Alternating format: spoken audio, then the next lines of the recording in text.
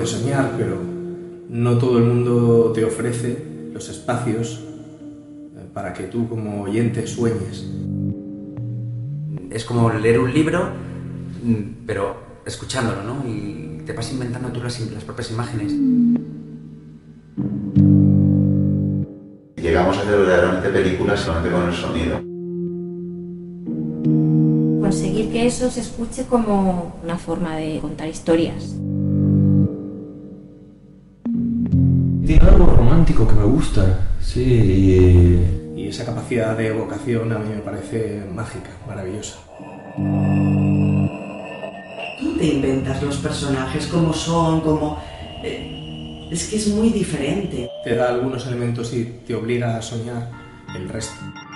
Con 4 cosas puedes hacer que el oyente transportarlo y llevarlo a donde tú quieras, ¿no?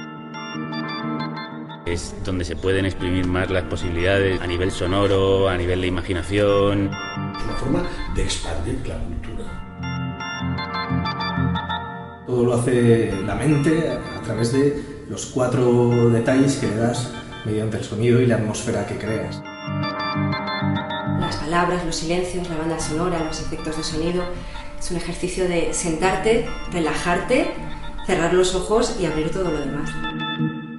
Cuando hablamos de los géneros de ficción, tenemos que destacarlos porque durante mucho tiempo supusieron una base fundamental para el desarrollo del lenguaje radiofónico gracias a los usos de la palabra, de la música, de los efectos, de los elementos fundamentales del lenguaje.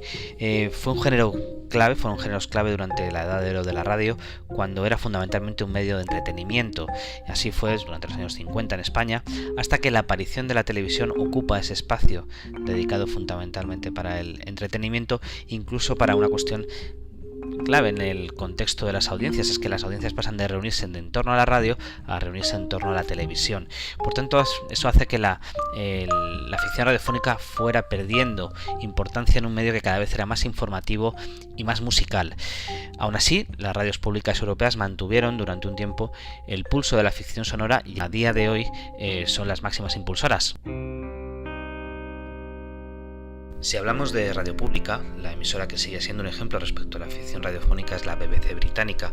En la actualidad, la BBC ofrece ficciones que se clasifican en torno a diferentes géneros, fundamentalmente a partir de temáticas o a partir de inspiración incluso cinematográfica. Pero ahora nos centramos en una clasificación de géneros que se establece fundamentalmente a partir de su duración y complejidad narrativa y sonora, de si nos encontramos con un solo narrador o con la interacción entre personajes y narrador, o incluso solo en una simple interacción entre personajes, en si son narraciones únicas o seriadas, y por último, en función de si son creaciones originales para la radio o si son adaptaciones a partir de creaciones literarias previas. El sketch es la representación de una historia breve de ficción y quizás sea el género que todavía nos encontramos más en la radio, porque generalmente está vinculado a la comedia y además nos lo encontramos en como pequeñas secciones dentro de determinados espacios, por su duración, por su bajo coste y también por su relación en muchos casos con la publicidad, donde encontramos sketches cómicos y ficciones adaptadas para el formato publicitario. ¡Curti, Courtney! ¡Hoy! Los productos lácteos están llenos de cosas raras.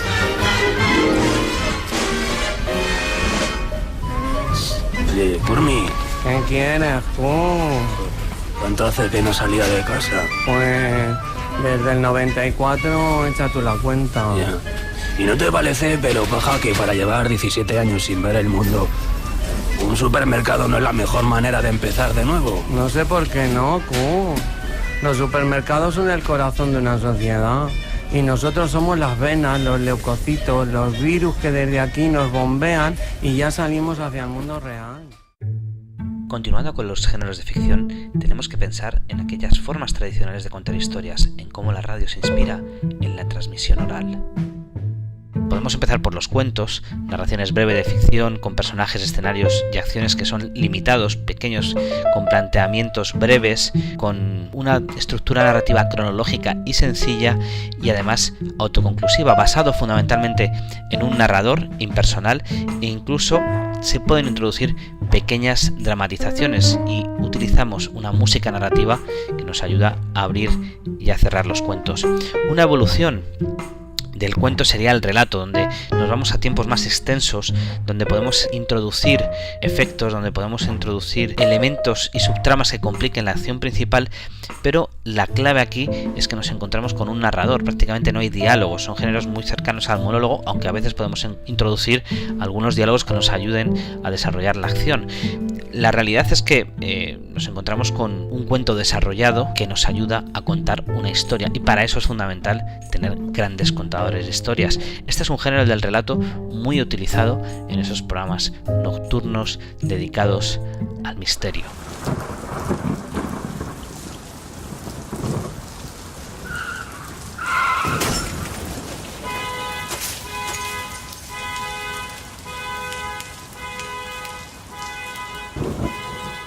El coche arrastró su cuerpo sobre el asfalto casi 50 metros.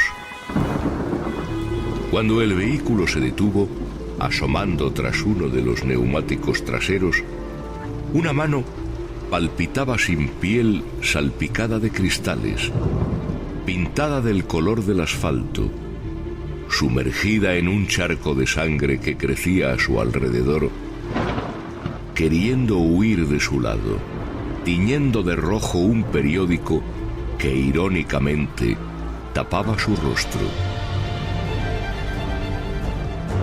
Todos parecían volverse locos, todos pedían ayuda aún sabiendo que ya nada se podía hacer.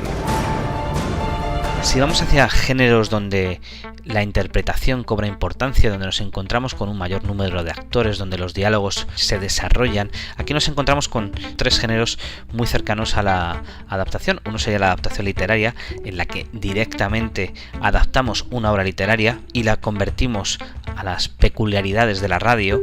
Esta sería la adaptación literaria, que sería equiparable, por ejemplo, al radioteatro, aunque en el caso del radioteatro nos encontramos con creaciones específicas para la radio y nos encontramos con que toda la acción se desarrolla básicamente a partir de los propios personajes, y aquí cobran muchísima importancia los espacios sonoros. Nos olvidamos del narrador y nos encontramos con un género mucho más de diálogo, en el que los personajes tratan de participar de una acción en planteamientos además que se van a bastante más tiempo, a desarrollarse de manera importante hasta la hora incluso, y siendo, eso sí, generalmente fórmulas autoconclusivas y basadas en algunos casos en obras clásicas, en otros en teatro de ficción creado en exclusiva para la radio. Por último, hablar de dos géneros que, uno por un lado que no se dedica puramente a la ficción, sino que utiliza elementos de la realidad, y sería la recreación. Se trata en recoger un suceso real, de actualidad o histórico, y recrearlo radiofónicamente. Antiguamente este género recibía el nombre de fantasía radiofónica. La recreación puede adoptar formas distintas en función del género que utilice. Puede ser una radionovela, de las que hablaremos un poquito más adelante, o puede ser directamente simplemente una forma más cercana al relato, en la que el narrador tiene mucha más importancia. Al final nos encontramos con un contenido que es una mezcla de datos reales, fuente y origen del contenido, y datos ficticios, fruto del proceso de adaptación para la radio. Terminamos hablando de las radionovelas, quizás el género más amplio, que bebe del histórico folletín, que se convirtió a posterior en el serial televisivo, y es el género de narración más amplio y complejo, ya que supone una historia de ficción realizada de manera seriada, siendo el género más exitoso en la radio española en los años 50-60. Bienvenidos a la radio en blanco y negro. Son los años 50, la década de oro de las ondas. Florecían las emisoras y en todas triunfaba un género populista, la radionovela. Eran folletines lacrimógenos, melodramas con moralina que enganchaban un día tras otro a la audiencia, sobre todo la femenina. ¿Te das cuenta de lo que acabas de decir? Yo no he dicho nada. La mujer tiene una mayor capacidad de fantasía Y la radio es fantasía, fomentar la fantasía. La calidad en Indiscutible la rey de la radionovela, Guillermo Sautier Casaseca. Falleció hace ahora 28 años, después de copar las ondas con éxitos como Lo que nunca muere, Simplemente María o la célebre Ama Rosa. Había otra cosa.